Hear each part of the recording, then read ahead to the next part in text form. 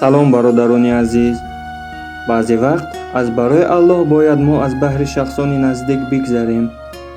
ёдовар мешавем ки дар канали мо аллакай наворҳои тарбиявӣ зиёд аст.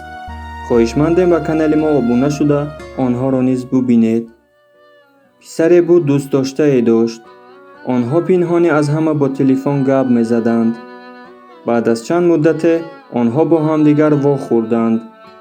писар духтарро дид ки зебогиаш ҳадду канор надорад.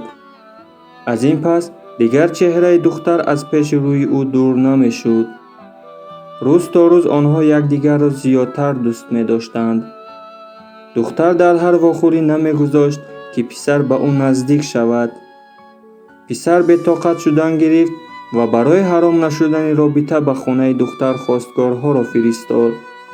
падару модари духтар ба ҳеҷ ваҷҳ розӣ нашуданд ки духтарашонро ба ӯ диҳанд. боз чанд бори дигар хостгор фиристод, аммо бенатиҷа буд. духтар ба ӯ гуфт ки биё пинҳонӣ вохӯрдан мегирем. барои он ки дурии якдигарро тоқат карда наметавонистанд. пинҳонӣ аз падару модар онҳо вохӯрӣ карданд. духтар розӣ шуд ки вуҷудашро ба писар бубахшад ва худро ба оғӯши ӯ даровард.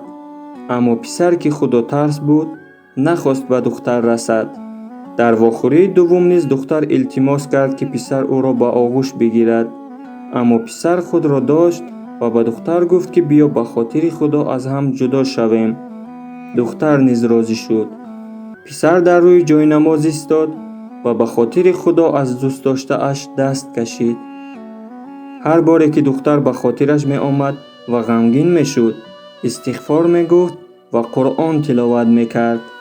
духтар низ хуни дил мехӯрд ва сурати писарро дар оғӯш гирифта то саҳар гирья мекард.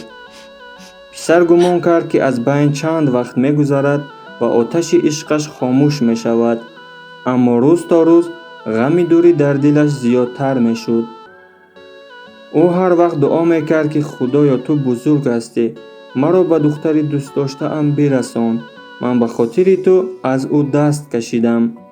духтар низ шабҳо намоз мехонд ва истиғфор мегуфт. қисмати дуввуми қисса. мӯъҷизае ки шуморо ҳайрон мекунад. рӯзе писар ба корҳои хона сарсон буд. дарвозаи онҳоро касе тақ-тақ кард. писар рафта дарро кушод ва дид ки падару модари духтар ба хонаи онҳо омадаанд. модарашро ҷиғ зад ва онҳоро ба хона дароварданд.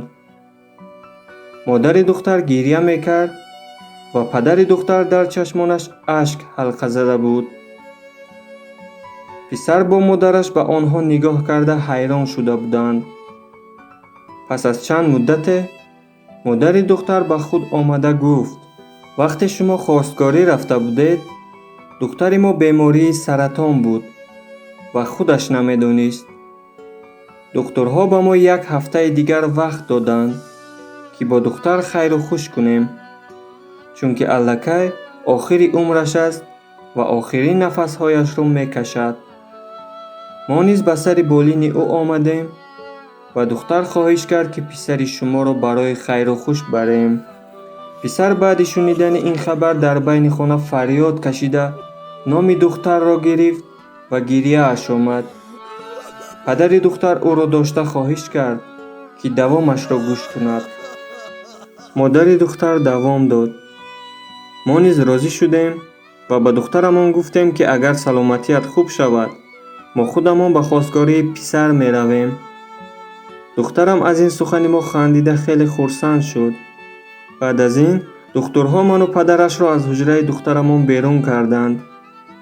имрӯз дар саҳни беморхона хешу табор ва наздикон ҷамъ омадаанд. аммо духтурҳо гуфтанд ки аҳволи духтар хуб шудааст ва ягон нишонаи саратон дар вуҷудаш нест. аз ин ҳодиса ҳамаи духтурҳо ҳайрон шудаанд. мо низ баъди шунидани ин хушхабар рост ба хонаи шумо барои хостгорӣ кардани писаратон омадем, гуфт модар ва домоди ояндаашро гириста ба оғӯш гирифт. писар низ ашки шодӣ рехт ва шукри худованди бузург кард. ба канали хун обуна шавед ва агар писандатон омад, лайкро зер кунед. дар хуни шумоем.